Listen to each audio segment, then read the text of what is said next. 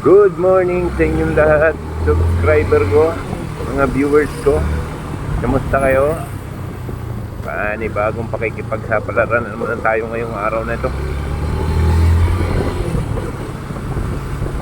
Ika-6 sa buwan ng January 2024. Ngayon ay araw ng Sabado. Mabuhay, walang pasok siguro ang mga estudyante ngayon. At ilan-ilan lang din ang may mga pasok sa kanilang mga trabaho. Ay Sabado, yung iba ay nakapahinga. Tayo naman ay walang pahinga. Yan ang buhay ng gwardiya.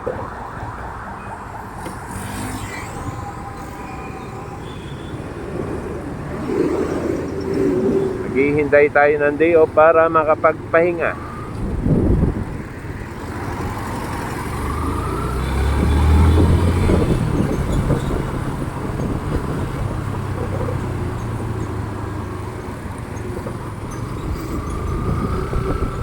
Nandito tayo ngayon sa Manila Zoo, tapat ng Manila Zoo.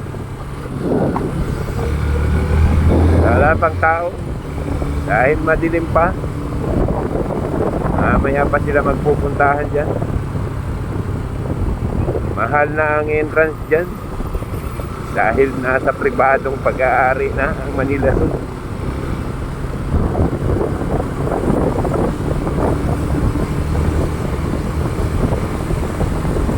Sa mga papasok naman sa kanilang mga trabaho ngayong araw na ito, sabay bangon na kayo. Tanghali na mga master.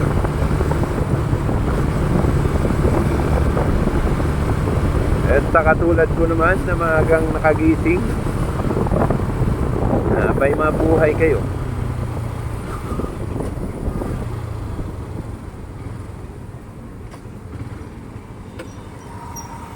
Meron ditong kainan, oh. Kainan ba to? Oh, sugalan pala. May patay. Asan yung restaurant dito? Doon, ayun, oh. Yun yung kainan.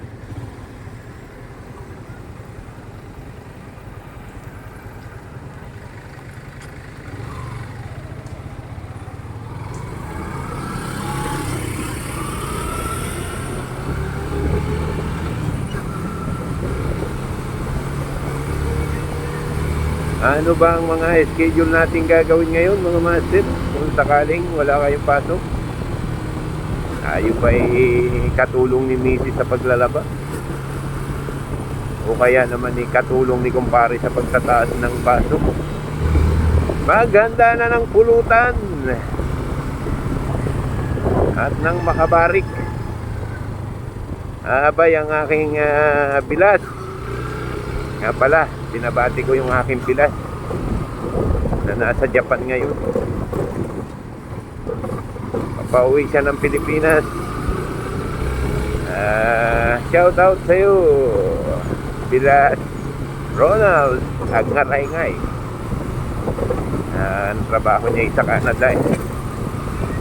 So, diyan pala, mula Canada papunta ng Pilipinas ay 2 sakay ng eroplano. Isang Canada papuntang Japan, tapos Japan to Pilipinas. Ay malayo-layong biyahe.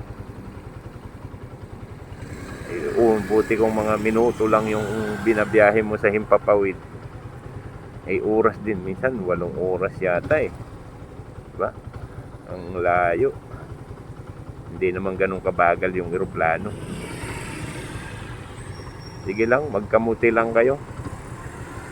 Basta ako hindi sumasama sa pagkakamuti ninyo.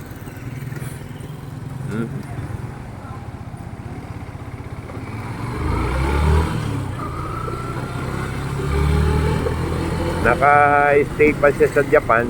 Dumating siya doon kahapon. Mag-i-stay pa siya sa Japan. Ang dating niya dito sa Pilipinas ay alas 10:30 yata ng gabi. Mamaya. O, diba? Ang tagal. Eh kung wala kang budget, ay di tapos. Kain mo pa lang. Sabagay, siguro, libre naman yung pagkain sa Japan. Dahil pasahero ka, pero nakakainip pa rin. I-stay ka doon ng halos isang araw para makauwi ulit dito sa Pilipinas. Abay, kung barik ka na, abay, inom ka na, alak ka na, abay, mauuhaw ka. No. Standby ka lang dyan, Ronald. At pag uwi mo, makakabari ka na rin dito. Tiis muna ng uhaw.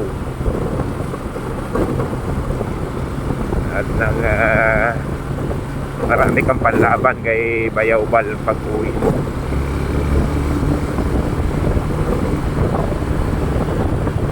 Dahil yung mga ganyan nagtatrabaho, siyempre busy sila sa trabaho doon. Pag uwi nila dito bakasyon, siyempre hanap niya ni mag-inom. Yun ang pinaka nila, pinakakasiyahan nila dito.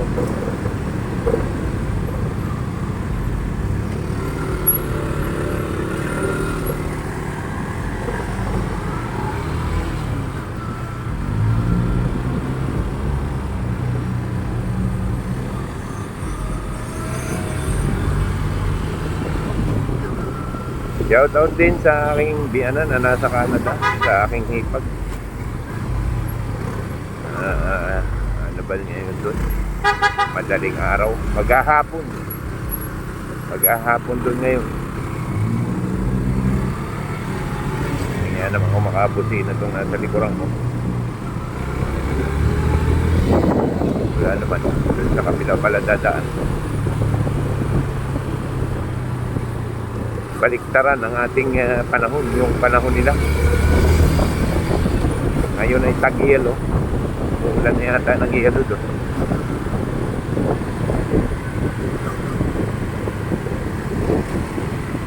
Ito pa isang kamuti. Wala nang helmet, wala pang plaka. Ano ka pa? Kaya tayo napapag-initan eh.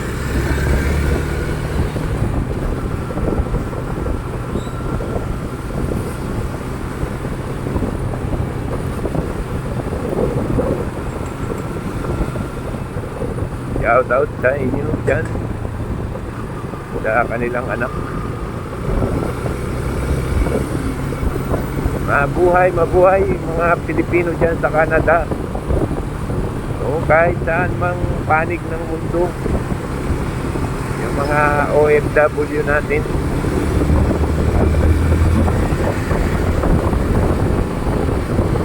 nagtatrabaho sa iba't ibang panig ng mundo.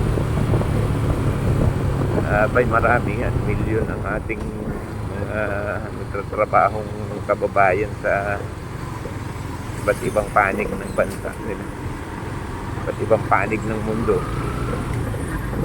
Bay marami.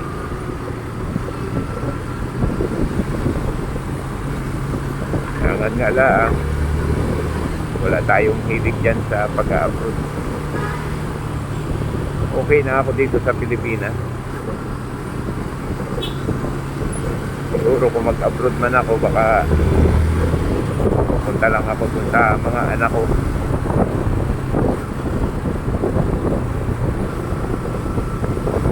Baka bakasyon lang.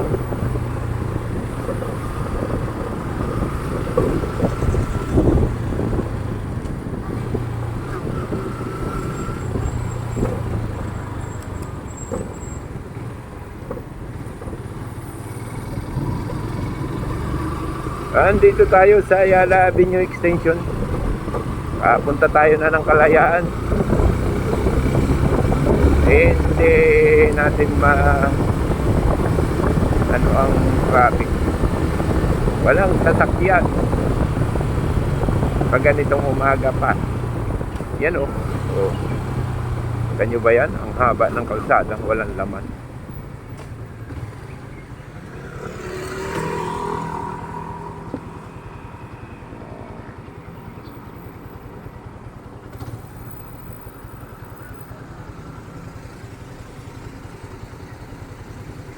Shout out sa aking asawa na baka tulog pa hanggang ngayon.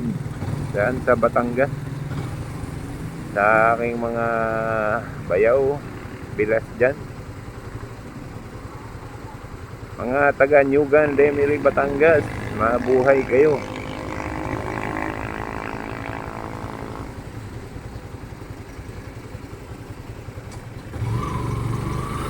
Sa aming mga butihing housekeeping doon sa pinaglilingkuran kong establishment kay Helfred Tan, kay Joshua,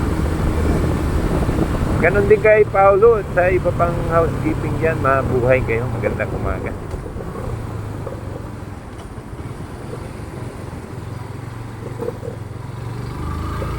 Sa aking kapatid dyan sa Cavite, sa Molino, good morning sa iyo, tol. Sa kapatid ko rin na nasa Cagayan Valley, shout out sa iyo, tol. Mabuhay ka, ingat ka dyan. Sa mga nakakapanood po ng aking video, pa-subscribe naman po. Mabuhay tayo.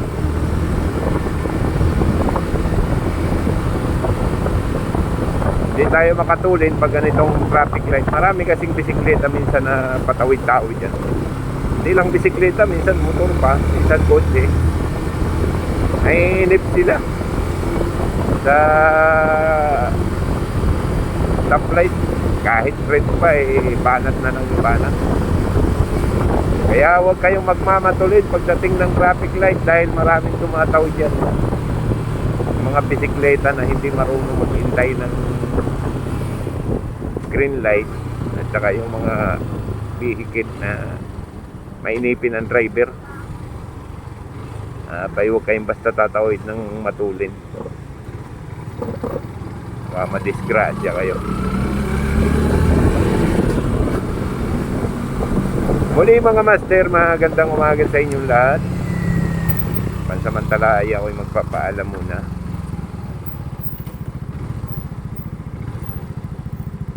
Nagpapasalamat ako sa patuloy na pagtangkilik nyo sa aking mga video, sa aking mga live stream.